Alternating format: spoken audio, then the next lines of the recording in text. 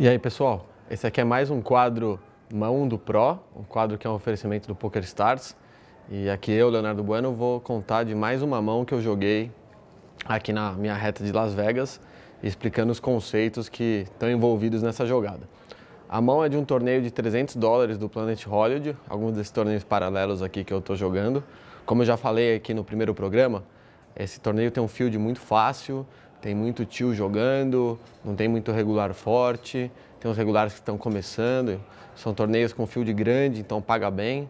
Você paga lá $300 de inscrição e o primeiro ganha 40 mil, 45 mil dólares, então vale a pena tentar, né? Se acertar já banca uma reta mais cara, é bastante dinheiro e o dólar está alto. Então é uma boa opção para quem está aqui em Las Vegas construindo bankroll, querendo pegar experiência e tal. Mas vamos para a mão. Nessa mão os blinds estão 100, 200 com 25 diante. E o stack inicial desse torneio é de 15 mil fichas. Eu devo ter mais ou menos umas 18, 19 mil fichas. E os jogadores que estão envolvidos nessa mão também tem por aí, um pouquinho mais até que eu. Ok? Então o que é importante a gente saber? No primeiro nível que entra antes de qualquer torneio, a gente tem que começar a jogar mais mãos.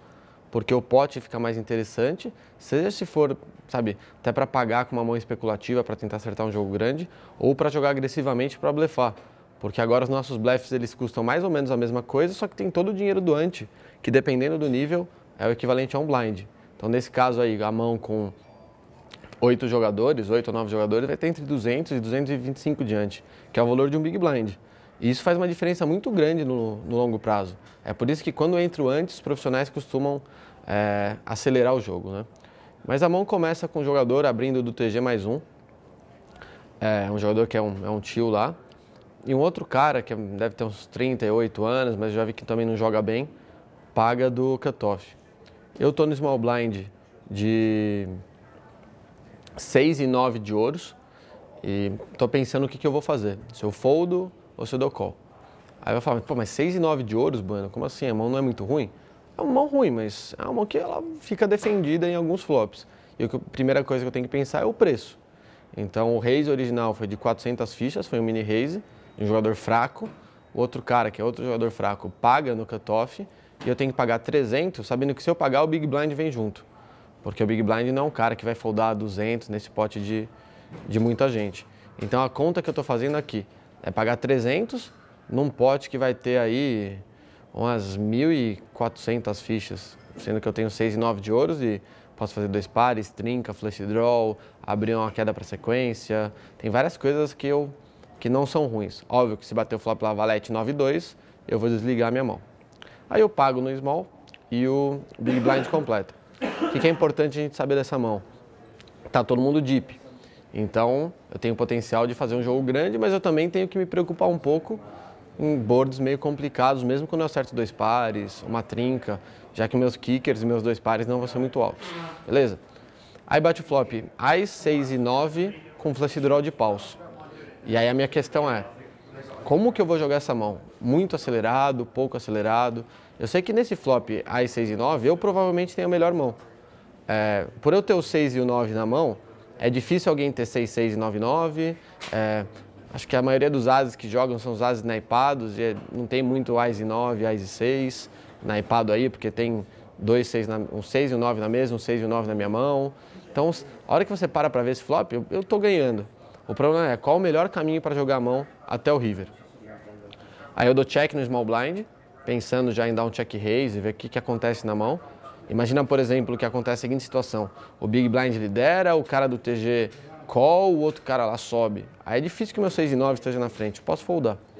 Mas eu dou check, o big blind dá check e o cara do TG mais um aposta lá uma continuation bet de um pouco mais de meio pote. E o cara do botão paga, o cara do cutoff lá pagou. Então aqui para jogar meu 6 e 9 eu preciso dar um range para todo mundo. Eu acho que o cara que subiu lá do começo da mesa vai se betar todos os ases que ele tem. Por ele ser ruim, às vezes ele se beta um 9, às vezes se beta dama-dama, valete-valete aí. E talvez flush draws.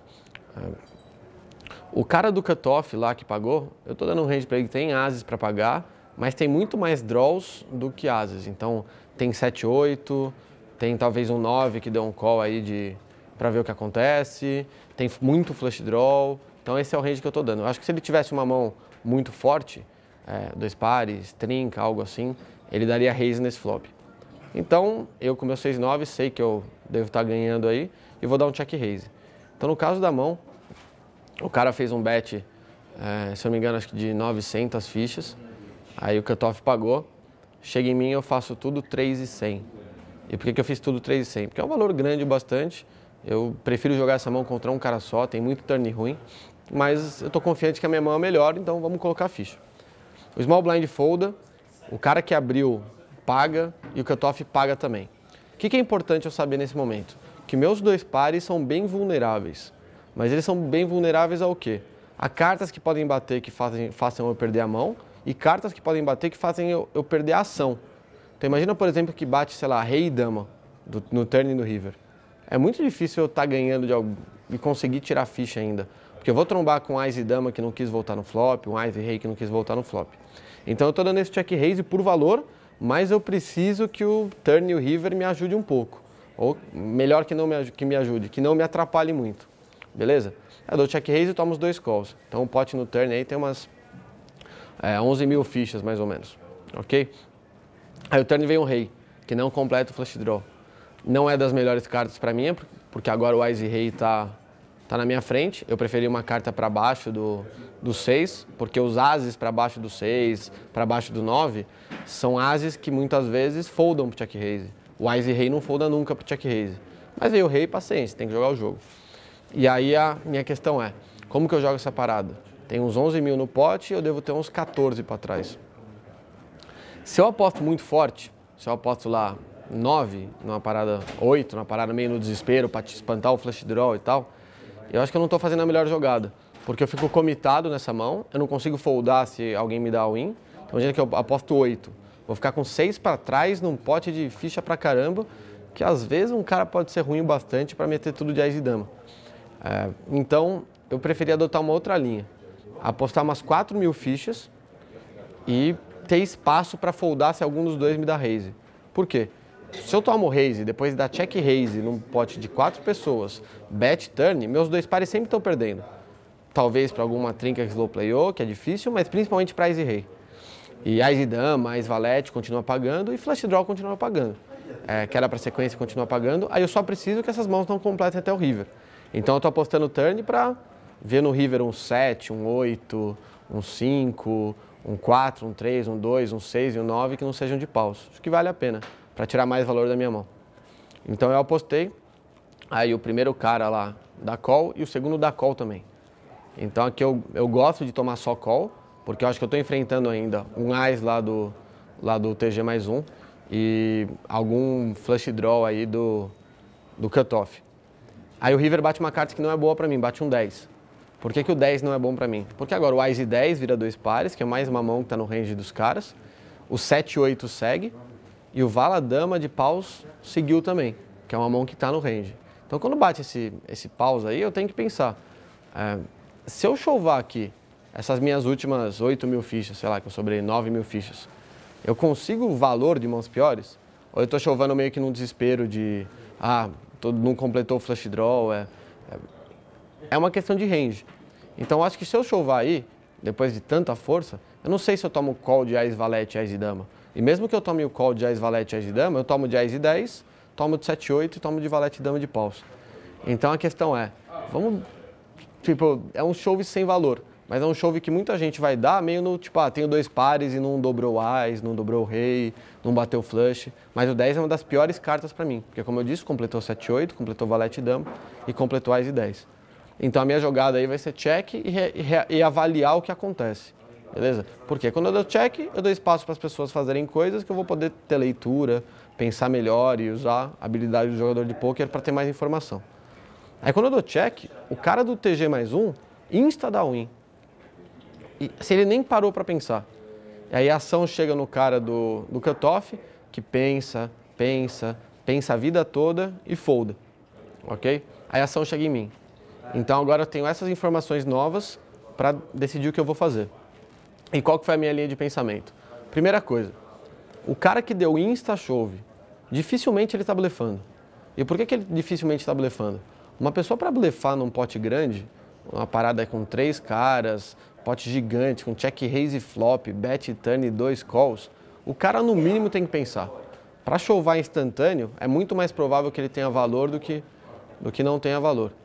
E é quando chega no outro cara do cutoff, ele para pensar e folda, tem mais chance dele ter uma mão de valor que está foldando do que ter o draw que não acertou. Se ele tem lá pause e errou, é muito provável que ele fale, pô, para que eu estou pensando aqui? Já folda direto e vai para a próxima mão.